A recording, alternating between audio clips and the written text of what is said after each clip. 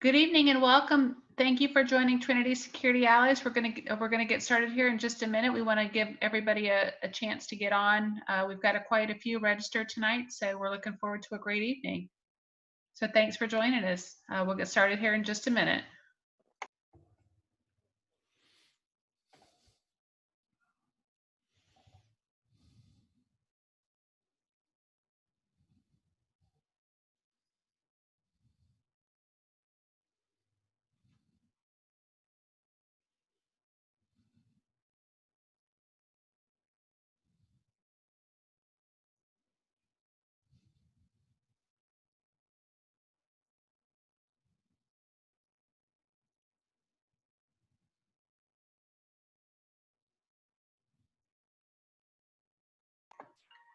Good evening and thank you for joining us. We're going to get started here in just a second.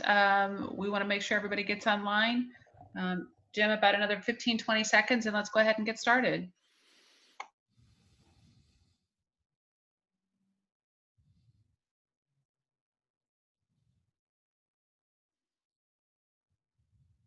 Hey, everybody. Welcome to Intro to Threat Profiling. We're going to be talking about heuristics tonight. This is Jim Howard with Trinity Security Allies, where our ministry is your church of safety. We're really excited about this. If you have any questions, please go into the Q&A and ask. Wendy, my beautiful wife and assistant, is online with me also, and she will be helping me out with the questions. This is a threat profiling is one of the classes that we offer, and we're going to be breaking it down into multiple classes because of just all the material that is out there on it. It is something that if you were to really do a whole true training on this, it would be over an 8-hour time frame. It really would be. But since we only have like 30 minutes, we're going to start with an intro. We're going to get into heuristics, and then we're going to open it up for questions. So here we go. Let's get started. The word of the Lord came to me, Son of man, speak to your people and say to them, when I bring the sword against the land, and the people of the land choose one of their men and make him their watchman, and he sees the sword coming against the land and blows the trumpet to warn the people. Then if anyone hears the trumpet but does not heed the warning, and the sword comes and takes their life, their blood will be on their head. Since they have heard the sound of the trumpet, but they did not heed the warning, their blood will be on their own head. If they had heeded the warning, they would, excuse me, since they had heard the sound and did not heed the warning, their blood, if they had heeded the warning, they would have saved themselves. But if the watchman sees the sword coming and does not blow the trumpet to warn the people, and the sword comes down and takes someone's life, that person's life will be taken because of their sin. But I will hold the watchman accountable for their blood. Reason why we talk about Ezekiel and we use Ezekiel is because there's a lot of times, and when we talk about these incidents that have happened in the past, and we have an opportunity to talk to victims or the ones that knew about the incident but really didn't say anything or give that warning, we have a lot of regret. And so what we're wanting to do in this, and the things that we're wanting to work on in this threat profiling, is to give you an opportunity or a tool to be able to discern certain situations that you run into that may be a threat, but you just don't really know it until you start seeing the warning signs. On the Spiritual Gifts Test website, it says the spiritual gift of discernment is also known as the gift of discernment of spirits, or distinguishing between spirits. The Greek word for the gift of discernment is dikrisis. The word describes being able to distinguish, discern, judge, or praise a person, statement, situation, or environment. In the New Testament, it describes the ability to distinguish between spirits, as in 1 Corinthians 12:10, and to discern good and evil, as in Hebrews 5:14. The Holy Spirit gives the gift of discernment to enable certain Christians to clearly understand, recognize, and distinguish between the influence of God, Satan, the world, and the flesh in a given situation. The church needs those with this gift to warn believers in times of danger or keep them from being led astray by false teachings. So there is a gift out here, and a lot of your safety team members already have this gift. They prayed about it. They've walked with God. They've asked for the gift of discernment, or it's already been given to them or distilled in them. Most of your police officers would have this type of gift because we kind of call it our sixth sense, or that gut feeling that we have when something just doesn't feel right. And there's so many times that I talk to victims where they tell me that right before the incident happened, there was something that they couldn't put their finger on, but it just didn't feel right. So what we want to do tonight is to continue with what we started off with situational awareness. Now, last week we did situational awareness, or the week before we did situational awareness. And of course, that is the ability to identify, process, and comprehend the critical elements of information about what is happening to the team with regards to the mission. More simply, it's knowing what is going on around you. Now, we look at this and this seems like it's a little bit of a military statement, but what you have to understand is your family is a team. And when your family gets ready to do something, go on vacation, go out for dinner, or just have some little get together at the house, that becomes the mission. And so you have to identify, process, and comprehend the critical elements of the information about what is happening to the team with regards to the mission. Now, we also talked about warning signs, and we went through and discussed the different warning signs that we've been seeing all through our lives. And of course, we as adults are inundated with warning signs. They're everywhere. Every place you go, there's some sort of warning sign. And we have to understand that if we do not pay attention to these warning signs, there could be danger that comes into our church, or there could be somebody that wants to do bodily harm to somebody in our church. And we need to make sure that we pay attention to those warning signs.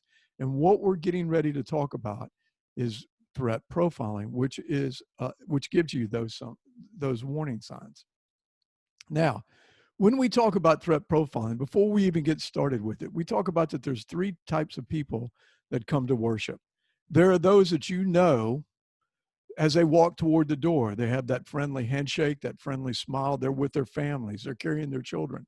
They ask the right questions. They come in the door. They're members. They know who belongs and who doesn't belong. Now, what we try to do is we try to distinguish those people, and then we also look for the second type of people that come into our church, and that is those that are hurting. Now, we understand that as a church, we're supposed to administer to those that are hurting, but we need to be able to recognize those people because they may come in dressed completely like everybody else. They may come in looking just like everybody else, but then all of a sudden there'll be a telltale sign that will give you some sort of idea that something is not right. And we need to make sure that we reach out to them because they may be one step away of doing something that they may regret for the rest of their lives. Now, we're also looking for the wolves in sheep clothing. And they can come in any size, any sort, any type of person. The thing of it is you don't know until you start to talk to them or you start to get to know them. They may be the type of person that walks in with a suit on that is really going to disrupt your churches because they want to be the leaders of it. Or you may have a person that comes in that has that friendly smile, but yet when you're talking to them, you can tell that they're trying to deceive you. Of course, there are those that are the prophets that will come in and try to tell you that you're preaching the wrong thing. And then you have those that'll walk in the door that are trying to cause harm and disrupt your services. And these are the type of people that we need to be looking for. We need to make sure that we understand all three of these types: those that come to worship, those that are hurting, and the wolves in sheep clothing. Now, one of the things that we talk about with this training is for everyone. This training is even for your children. Because the thing of it is we want to start teaching them early what to look for as danger signs. And what we must do as safety team members and safety team leaders is that we must educate our volunteers and our members because they are the first line of defense. They understand what is going on inside the church. They know the members. They know the schedule. They know when families are having issues and problems. But they also are aware of the outside, the climate outside the church. We must explain to them, everybody, we must explain to all of you that y'all are a very important part of this ministry and also a very important part of keeping your family safe. We provide the training. We're going to go through the first part of this tonight in combat or threat profiling, and we're going to talk about it. But then we also need you to realize that if you see something, you say something. We cannot close our eyes anymore. We cannot close our ears anymore. And we must speak out when we see stuff, because if we don't, we probably will regret it later on. These things are happening more and more often, not as much as we see in some of the other states and in some of the other bigger cities, but still, even in Florida, we have incidents that happen that we need to be paying attention to make sure that if something starts to go south, we are prepared for it. So when we talk about the training that we like to do here it's called combat profiling. Now, this is a course that is taught to the United States Marine Corps. Now, it's called combat profiling and tactical tracking. This is something that they teach their Marines when they go into different villages and different things like this to start looking at the baselines. And there's also a great book out right now called Left of Bang by Patrick Van Horn that it really goes deeper into what combat profiling is all about. Now, I'm not going to call it combat profiling because when we walk into a church, we're not there for combat. We are there for expanding the kingdom of God. Yes, will we have to one time maybe defend our church? Of course. That's why we're here, and that's what we're talking about. But what we like to do is we like to call it threat profiling and bringing the threat to the Lord. Because if the end result is getting that person who is the wolf or the person that is hurting to come and follow Christ, then we've won. That is a victory. That is the war that we've won, not against flesh and blood, but against the spiritual evil that is in the heavenly realms. So when we get into this, we call it threat profiling. Now, what is threat profiling? One of the reasons why threat profiling was developed, or combat profiling was developed, is because they started to look at targets of opportunity, or our soft targets. Now, what we have to realize is just about basically any business today is considered a soft target. And that, of course, includes our churches. But anytime anybody would like to do harm to a business, unless you're prepared, unless you're ready for it, and these are the things that we've got to teach everybody, we've got to be aware that there is evil in this world and it has fallen. And there's just certain things it seems like that people will take out on businesses, on churches, on schools. All these places are soft targets. So when we talk about it, they're looking for places with maximum payoff. That means they're not going to attack a place that has armed guards. They're probably going to stay away from it. Now, that's not always true. We have seen courthouses attacked. And of course, we know that there's police officers, law enforcement officers inside that are armed, but still they can get attacked. They're not as much as a soft target, but they're looking for places with maximum payoff. They may do surveillance work on your church. And during this time of uncertainties, if you see somebody walking around your church, taking pictures or measuring things or looking at things, especially, I sent this out to one of the churches we work with. They have beautiful stained glass. And of course, the stained glass has an Anglo Jesus Christ in it. And there have been threats and been people out here that have said that these statues need to be torn down, stained glass needs to be destroyed.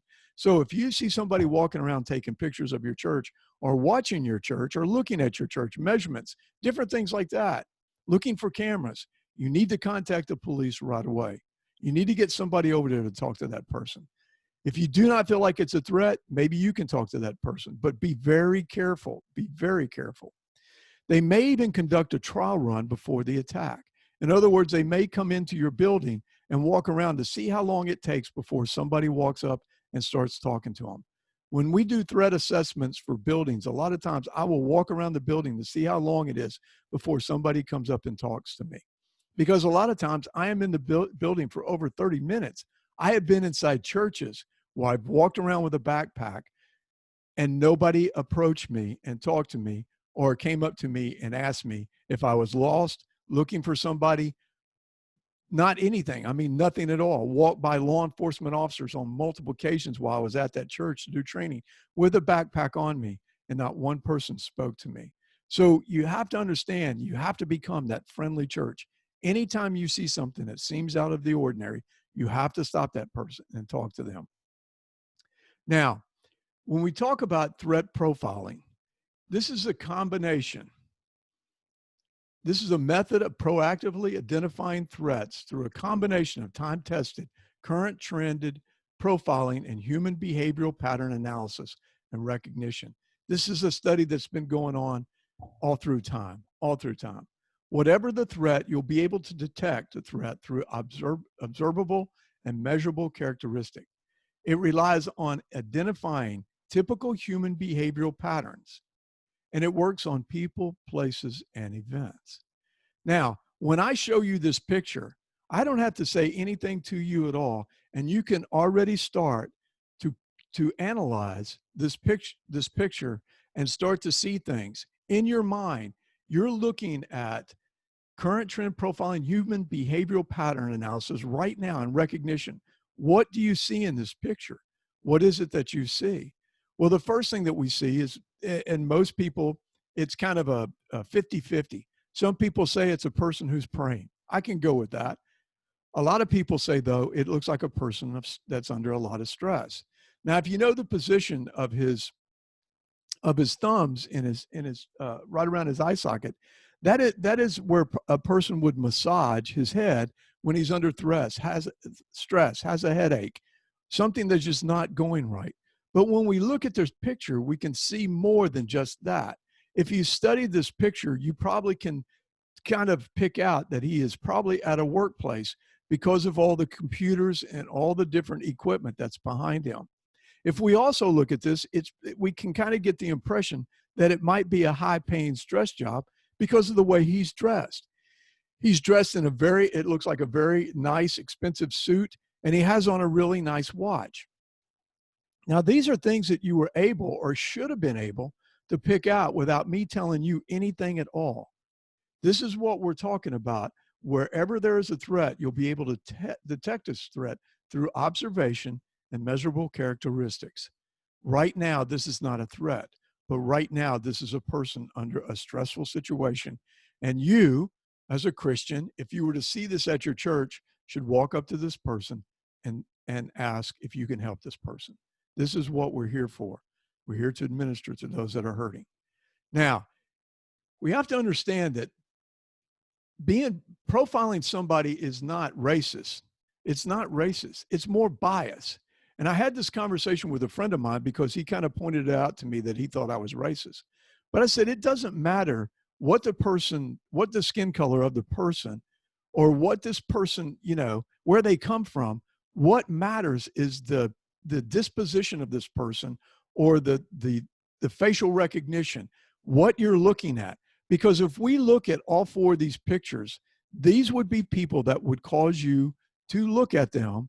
And if they're not known to you and they show up at your church, you're probably going to want to talk to them.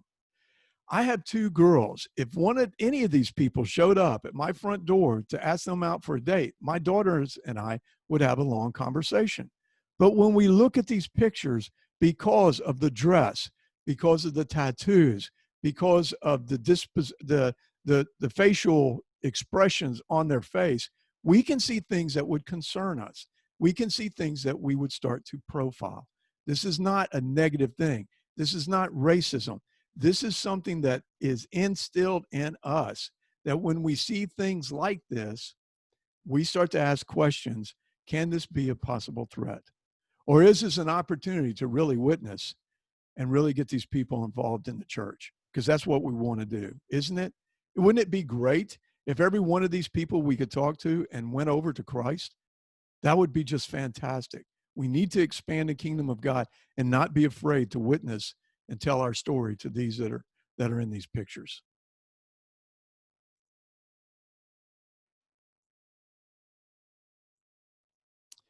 So when we get into threat profiling, the first thing that we have to do is we have to establish a baseline. Now, what is your baseline at your church? Are you as a come as you are dress, or do you dress up? I've been in Baptist churches that still wear coats and ties. Are you a church in a rural area? Or do you have a large campus or a small campus? What about your parking? Is your parking an issue? Do you have police officers or law enforcement officers there to help you with parking? Is your pastor approachable, Or is he one of those that like to go back into his study in between services? What other activities do you have at your church? Small group studies, Bible studies? What is going on your church at all times? Do you have separate buildings? Whatever the baseline of your church is, when you walk into the front doors of your church, you have that comfortable feeling that everything is okay, that everything is exactly the way it should be. And now, what we have to understand is we're talking about a church right now, but what is the baseline for your favorite restaurant or your favorite coffee shop or any place that you may go? What is the baseline? What is it that when you walk in the door, you don't feel like something's out of place?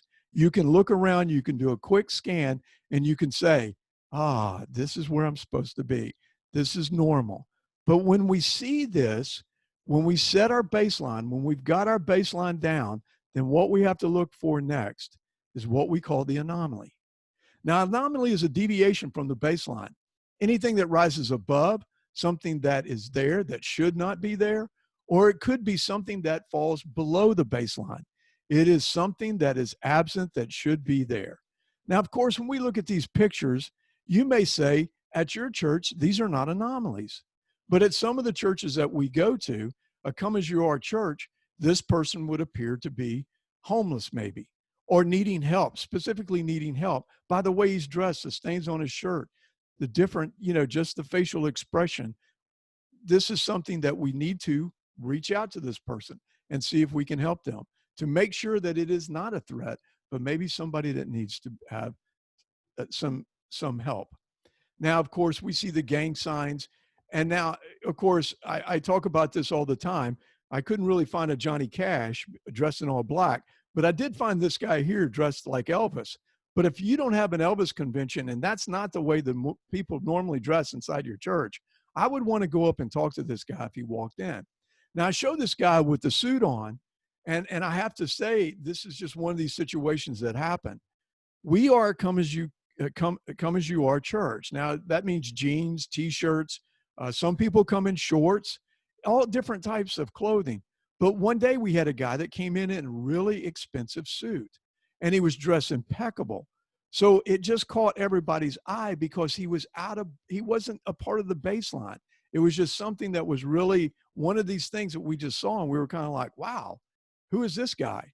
And of course, I just went up and started talking to him and asked him if he was new to the area, new to the church, because I have been in other churches where I walk in the door and I'm completely underdressed because of my training, because of the clothes that I wear. It's just one of those things that we have to watch for. But there's also, when we watch for an anomaly in a person has a baseline. If you have a person that is your Mrs. Church, she's there every Sunday. She knows all about everything that's going on. She knows about all the families. She knows all the families and knows the children's name and where they go to school. She knows everything. She's got the biggest smile when you walk through the door. She is the one that you really look forward to seeing every Sunday because you know you're going to get that hug. But yet you walk in the door one day and she's sitting over by herself, not talking to anybody, not that excitement that you've seen before in her face, that smile.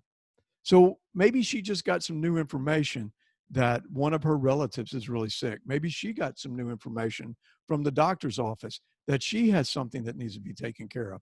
These are things that happen to people also. So they can have a baseline and they can fall below that and be an anomaly. So we have to start watching.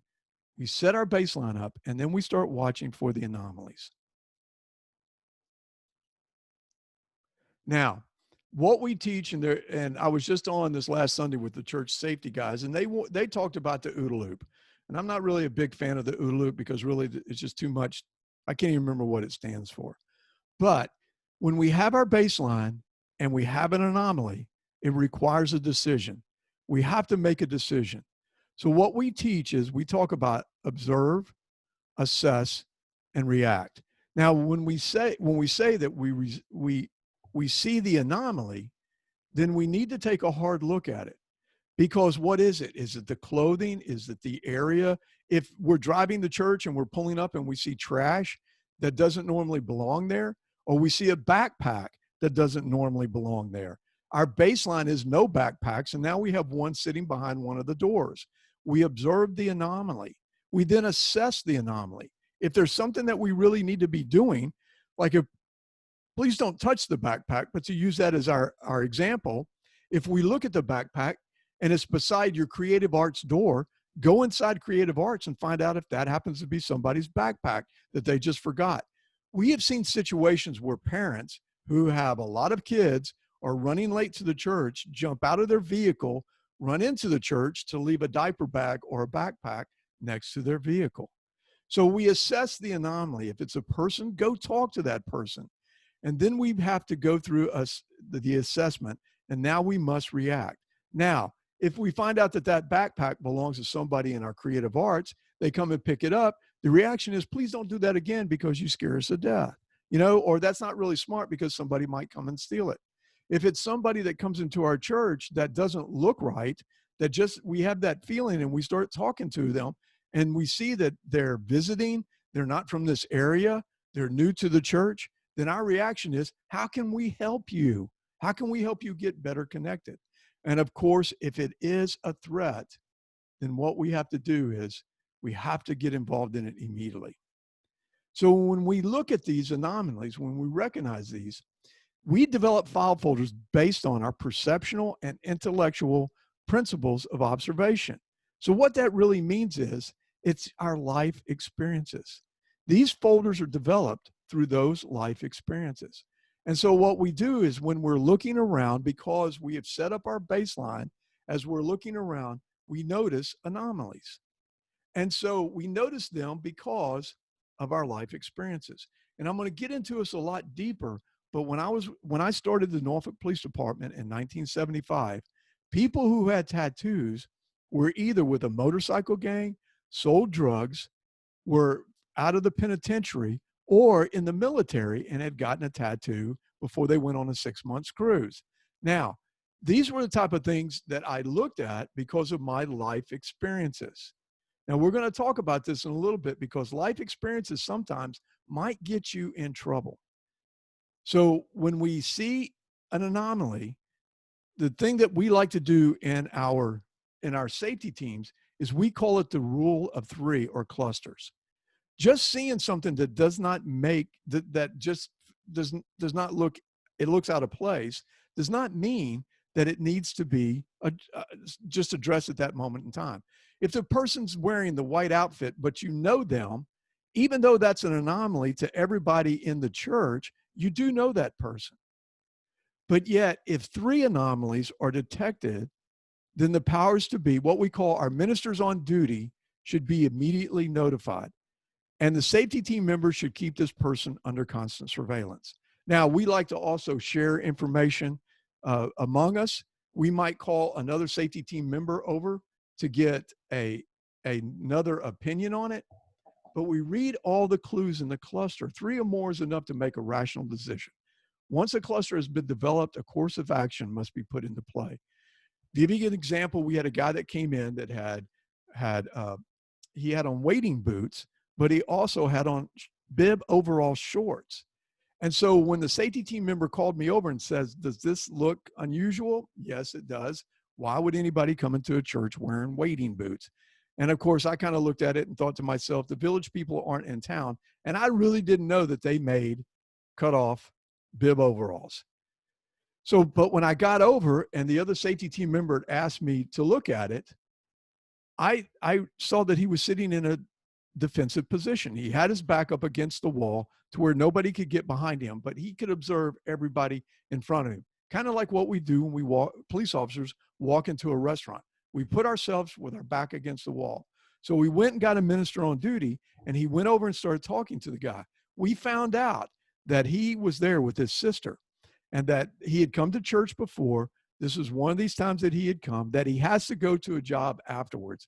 So that's why, a concrete job, that's why he was wearing the wading boots. Well, that to me is just trying to get attention. That to me is trying to draw attention to you. There was a lot of things that you could kind of look at. I mean, I kind of joke about it. I used to play softball, practice softball a lot after church, but I didn't wear my cleats into the building. I kept them in the car.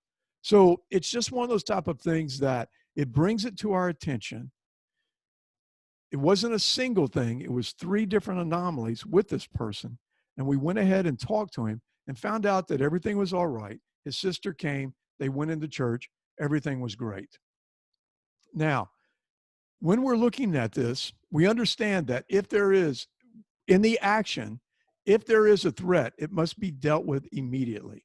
If we look at something and we see that it is a threat to the church, there's no time to call another safety team member over. You get on the radio and you tell everybody that you have a man with a gun, you have a man with a knife, or you have a man that's trying to beat up on somebody. Domestic violence, you have to react immediately. Of course, you put it over the radio. When we talk about the rule of 3, contact another safety team member on what you have, get a second opinion. And of course, contact a minister on duty, especially if something is happening that there is a threat. And of course, one of the things that we teach, and this is something we'll talk about later, is that the safety team member should never be the first contact unless the immediate threat. Now, STM in this presentation is safety team member, but the safety team member should never be the first contact unless immediate threat. Now, we have this thing called hiding in plain sight. One Easter Sunday, we had a guy that came in and was wearing a motorcycle jacket, a vest, a leather vest that had WTF and FTW on it. If you do not know what that means, please contact me later on and I will tell you. But your 16-year-old children or your high school or middle school students know exactly what it means, and it's inappropriate inside a church. And we sent a minister on duty over to talk to him, and he acted like he had no clue that he had that jacket on, which wasn't true. We knew he did. He was trying to test us. He was trying to see. A lot of times this happens. A lot of times these wolves will come into your church just to see if you have a safety team. So that's why we also like the ministers to go up and talk to them, because we're still watching, but they might not know that we're there. Of course, if they see our radios, I'm for sure they're not stupid.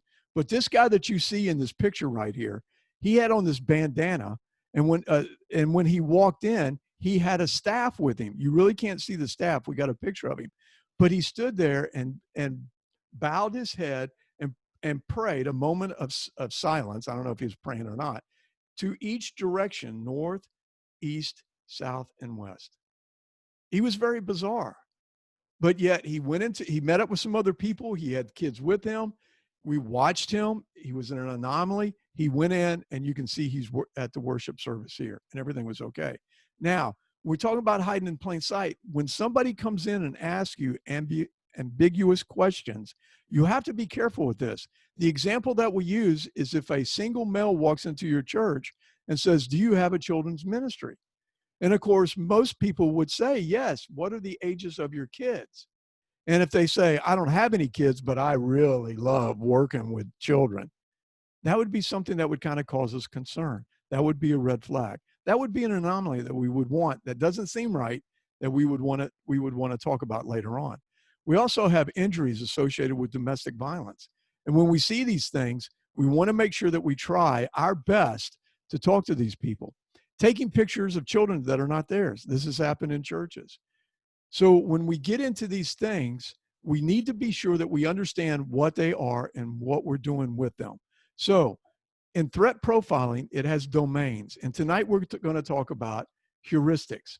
Now, heuristics, what that is, it's a mental shortcut that helps you quickly make decisions and judgments very quickly.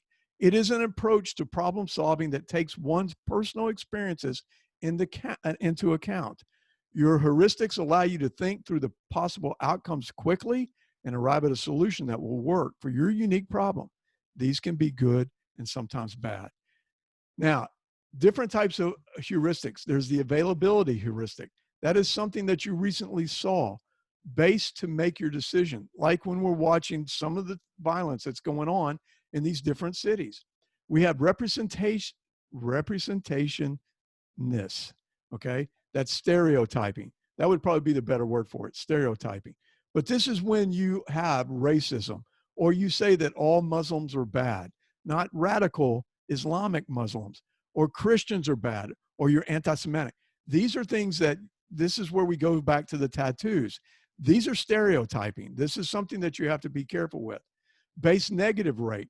You don't take any data that is available. How many times have you talked to somebody and have the proof right there, but they don't want to take it? They have just made up their mind that they're not going to listen to anybody. Take the best. They make the decision based on one piece of information. If we have cars versus car, which one is a better gas mileage? It doesn't matter if it's got terrible ratings on everything else. It just has the best gas mileage. Anchoring heuristics. That's first information given is what you base your thinking on. And I'll show you this in a minute. Overconfidence heuristics. That's somebody that knows it all. We all know that person, or if we think of Cheers, that was Cliff Claiborne in Cheers. They know it all. You can't tell them anything. And hindsight heuristics is something to where you knew something was wrong about that person, but you didn't say anything until it was too late. Now, these contribute to stereotypes and prejudice and categorizing people. Heuristics do that. We have to be careful. Our judgment could be flawed. Now, I'm going to show you this shopping list. Now, this is a shopping list for making a cake. Your wife has given you this shopping list, and I want you to look at the first two ingredients here that she wants you to go pick up. And I want you to picture it in your mind what it is that you're supposed to go get. She's giving you this shopping list. Now you need to go get these items. And I want you to look at them and think in your mind what you would do when you got to the store. Now take a look at the rest of the items that she needs.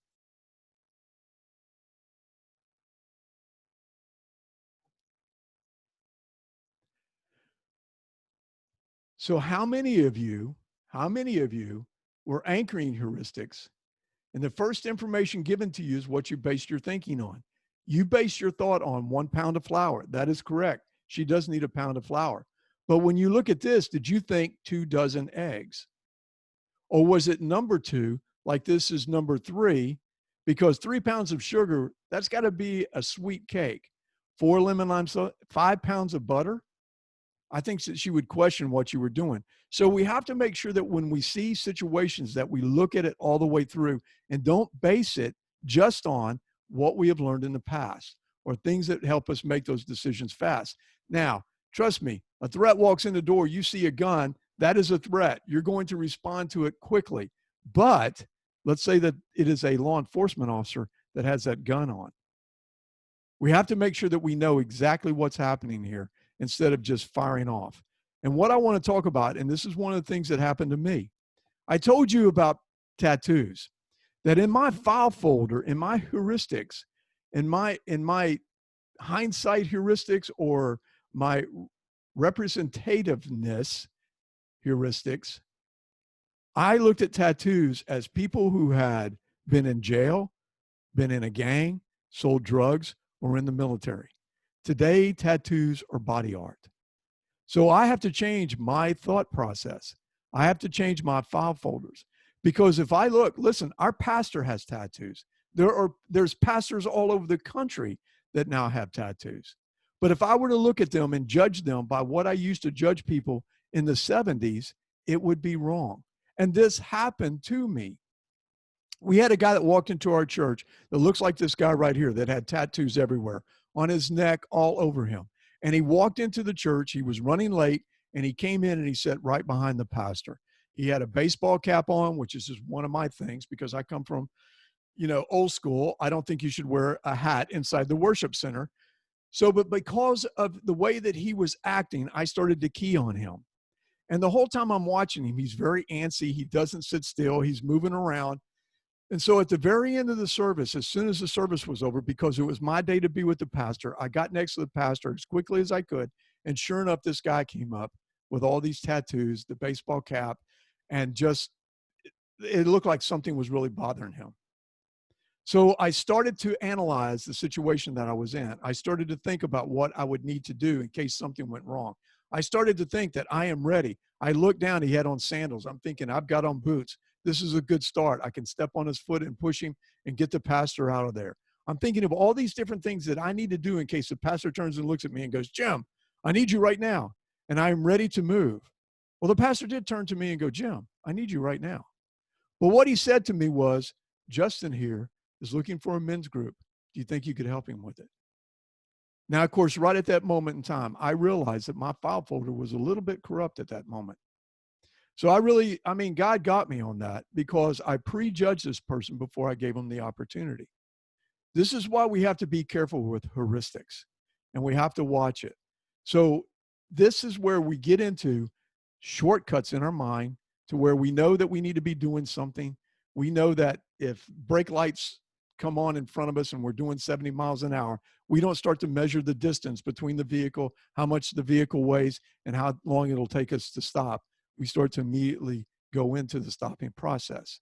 Those are the mental shortcuts because we already know that. But we have to be careful because sometimes mental shortcuts cause us to be biased, and we have to watch those. Now, we're going to stop here on threat profiling, and we're going to open it up to questions if there's any out there. So we have one comment. Most people think of police, fire department, and EMS as the first responders. I heard someone refer to the people at the hostile occurrence as the immediate responders. So that's not a question, it's just a statement. Okay. And then we had a recommendation for a book. James Shoemaker recommended The Gift of Fear by Gavin D.E. Becker. Yeah, So Gavin worked with Van Horn on the Left of Bang. So he's out there. He's one of those guys that has worked on those type of things that we should be paying attention to. You're absolutely right. Absolutely right. Good recommendation. Patrick Van Horn. Go ahead. And I'll put that in the follow-up email that I sent out to everybody. Jackie Skeleton said, great job. Thanks, Jim. Do we have any other questions out there? Gilbert raised his hand. What is Gilbert raising his hand for? Does he have a question? 2 participants raised hands. I'm looking. I don't see any. What type of questions do you ask without raising?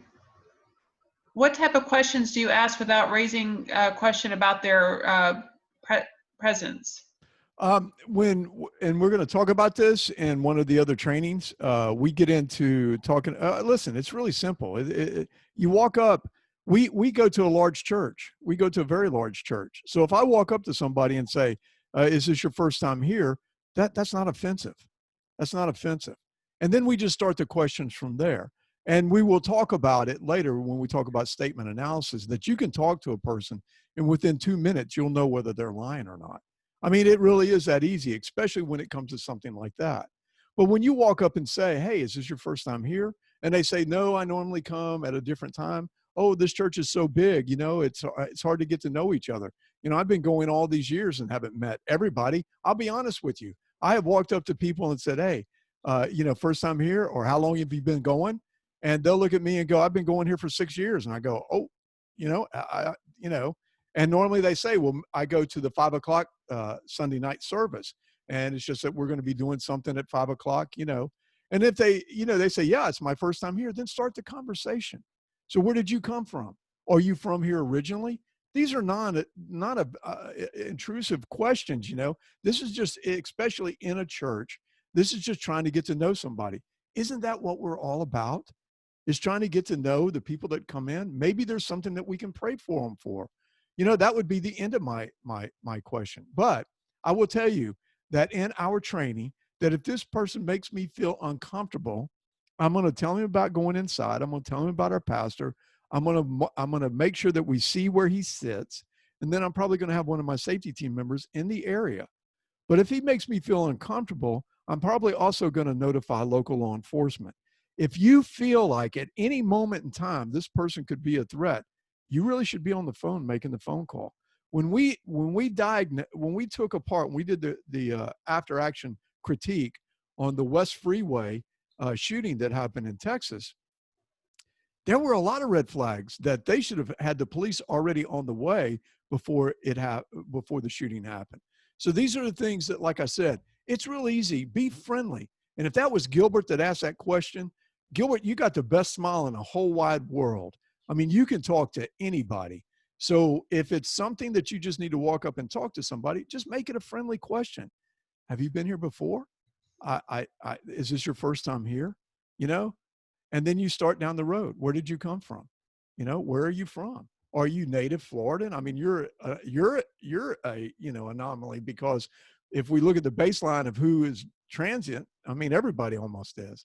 It's very rare that we find somebody that is born and raised in this area. Any other questions? Yes, so Good. Ernest Walker really makes you think. Just a comment, John Perone, ask open-ended questions, not closed. Yes. Make sure there was a larger response than just a yes or a no. And then we have a question from James. Do you coordinate with nearby churches to share information on suspicious people? Yes, we do. That is one of the things that we started when we first started the ministry. We started networking with churches. We've kind of had to pull it down because of the COVID. Normally, we would be out once a quarter, where we go around and share information on people that have caused us concern or caused churches concern. We have a whole list of people that have caused our church concern, and it is amazing how we have found that they go from church to church to church. We had a panhandler that was going. We know that before it was all over with in our networking group, that we found that he had already been to 3 different churches and gotten money from them, and then hit a 4th church and didn't get money. But we were talking about a female that was coming into our church and disrupting our services, and we were in Hernando County. When in Hernando, Wendy? We were in Hernando County, yeah. We were in Hernando County, and they knew her. They said her name as I was showing a picture of her. They called her name out before I even had a chance to say her name. So they moved from county to county. I mean, it's not surprising to see these people, after they've kind of caused enough trouble in one area, to move to another area. They're evicted out of their place that they have, so they move to another area where they try sometimes to get a fresh start, but normally they start the problems all over again.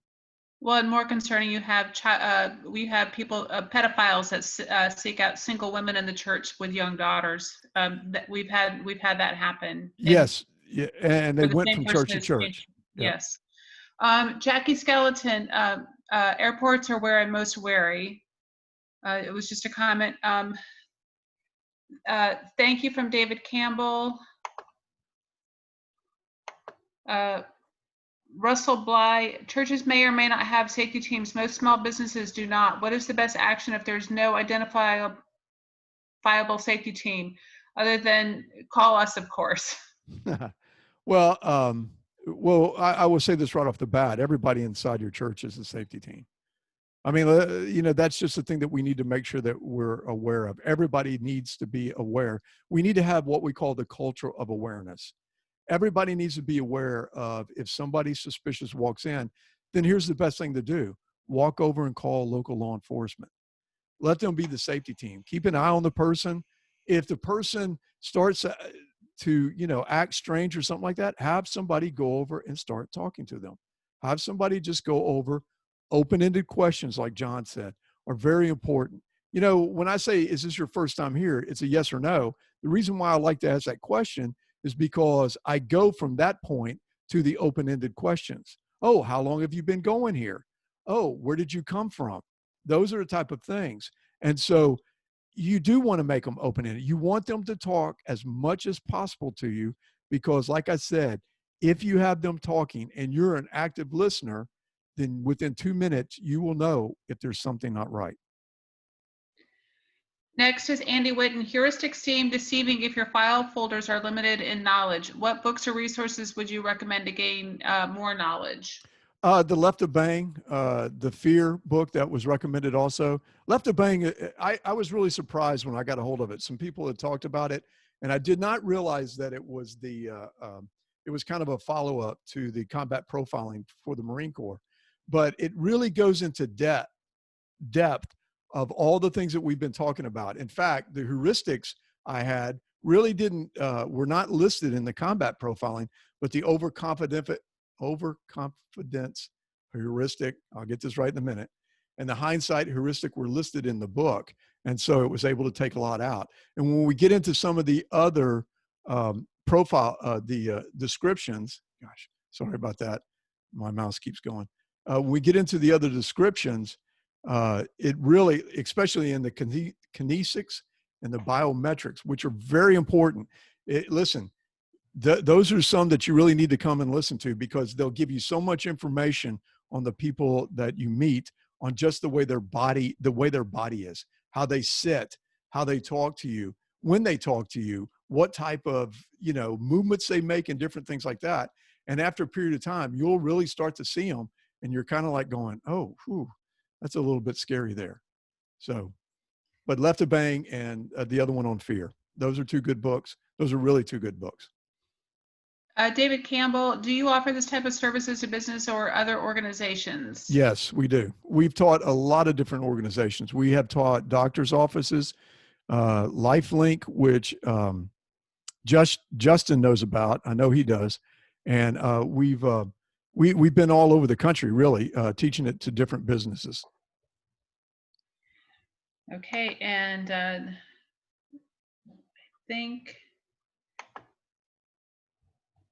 I thought I saw one more in the chat, but I'm not seeing it.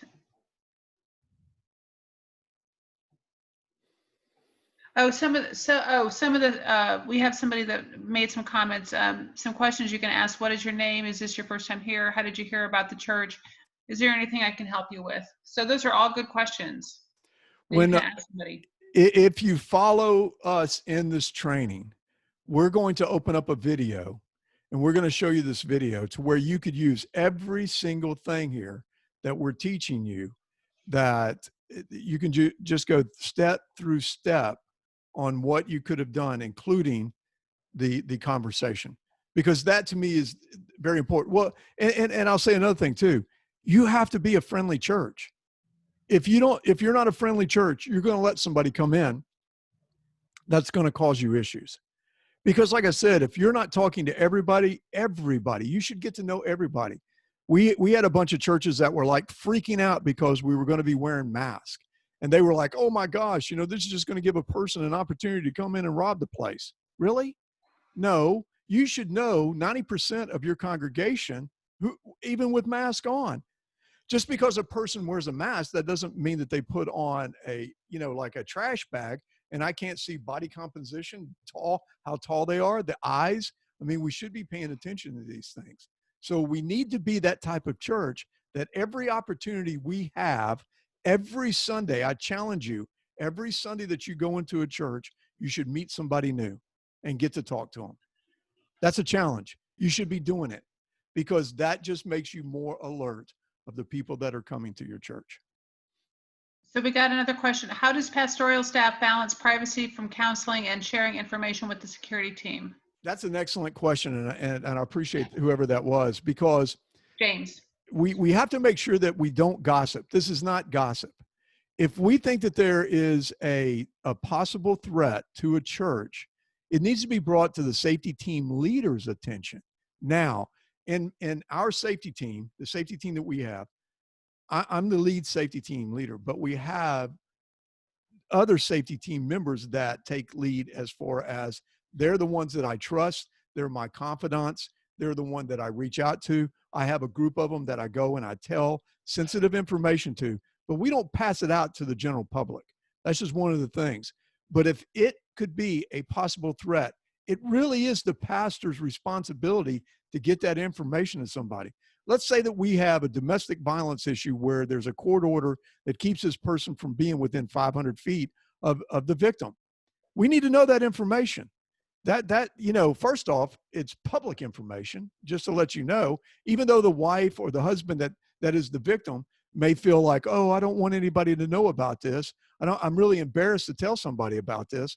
Well, you're putting other people's lives in danger if you don't tell us. Now, if it's just somebody that's having family issues and it's, do we need to know?